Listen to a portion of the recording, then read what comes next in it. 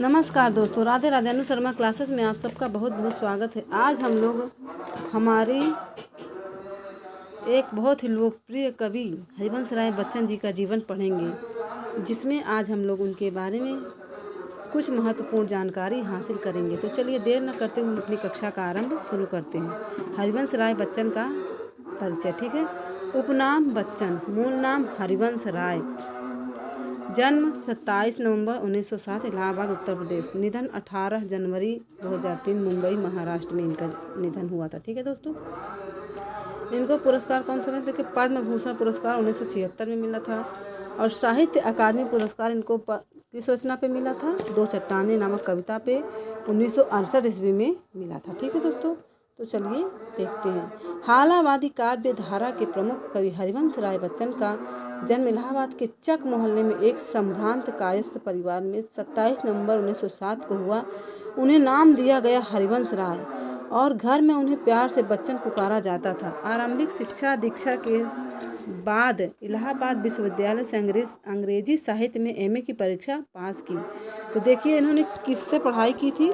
अंग्रेजी विषय से की थी, ठीक है। लेकिन हिंदी लिखते थे किस में थे? तो हिंदी में परीक्षा और वही अध्यापन भी करने लगे। 1952 में विलियम बटलर येट्स के साहित्य पर शोध के लिए कैम्ब्रिज विश्वविद्यालय गए। तो कैम्ब्रिज कैथरीन है ना, ये जो सेंट कैथरीन कॉलेज है ना, अंग्रेजी साहित्य की पीएचडी, इसी में इन्होंने पीएचडी भी हासिल की थी, ठीक है।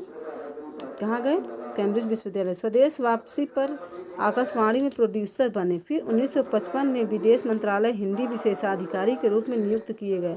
1966 में राष्ट्रपति द्वारा उन्हें राज्यसभा का सदस्य मनोनीत किया गया। तो कब? 1966 में। उनकी कविता यात्रा बचपन से ही शुरू हो गई थी और स्कूली दिनों से तुकबंदियाँ करने लगे थे। 1933 में बनारस हिंदू विश्वविद्यालय में हुए कवि सम्मेलन में उनके द्वारा मधुशाला के पाठ को श्रोताओं ने खूब पसंद किया और धीरे धीरे उनकी मंचीय ख्याति इतनी बढ़ गई कि प्रेमचंद ने भी एक बार कहा कि मद्रास में भी यदि कोई किसी हिंदी कवि का नाम जानता है तो वह बच्चन का नाम है। उनका प्रथम विवाह 1927 में हुआ।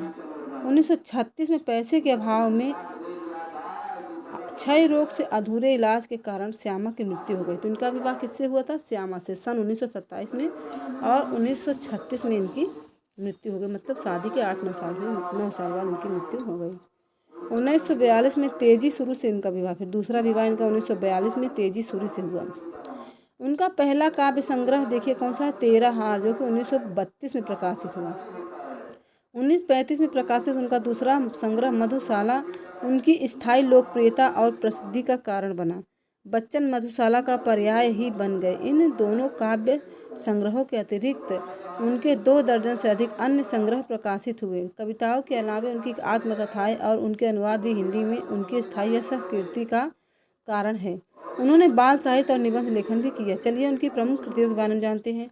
तो देखिए, इनका काव्य संग्रह 13 हार 1929 में आया था, मधुशाला 1935 में, मधुबाला 1936 में, मधु कलश 1937 में, आत्म परिचय 1937 में, निशा निमंत्रण 38 में, एकांत संगीत 39 में, आकुल अंतर 43 में, सतरंगिनी 45 में, हलाहल 46 में, बंगाल का काल 46, खादी के फूल।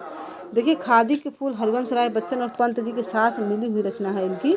1948 में सूत की माला 1948 में, मिलन यामिनी 50 में आई थी, प्रणय पत्रिका 55, धार के इधर उधर 57, आरती और अंगारे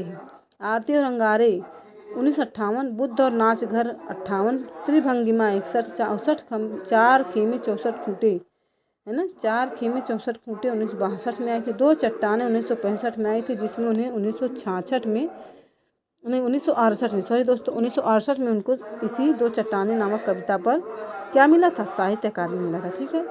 बहुत दिन बीते 1967, कटती प्रतिमाओं की आवाज़ 1968, उभरते प्रतिभानों के रूप 1969, जाल समेटा 73 में, नई पुरानी से पुरानी 1985। मोस्ट इम्पॉर्टेंट है इनकी आत्मकथा, जिनके चारों भाग आपको याद होने चाहिए। क्या नीड़ बसेरे 10 है ना, इस तरह आप याद करिए। क्या भूलूं क्या याद करूं 1969 में, नीड़ का निर्माण फिर 70 में, बसेरे से दूर फिर 77 में आई थी, 10 द्वार से सोपान तक 1985 में, ठीक है। फिर अनुवाद देखिए, खयाम की मधुशाला 1938, मैकबेथ 1957, जन गीता 1958, उमर खयाम की रुबाइयाँ 1959 में, ओथेलो 1959, नेहरू राजनीतिक जीवन चरित्र 1961, 64 रूसी कविताएं 64 में आई थी, मकरद्वीप का स्वर यर्स की कविता 1965 में आई, नागर गीता 1966 में, हैमलेट 69 में आई, भाषा अपनी भाव पर आए 1970, किंग लियर 1972 में आई थी। अब इनके निबंध संग्रह देखिए, कवियों में सौम्य संत 1960 में आया था, नए पुराने झरोखे और टूटी फूटी कड़ियाँ, ये दोनों इम्पॉर्टेंट हैं। नए पुराने झरोखे जो है 1962 में आई थी, टूटी फूटी कड़ियाँ 1973 में। उनकी समस्त रचनात्मकता को बच्चन रचनावली के 9 खंडों में प्रकाशित किया गया है।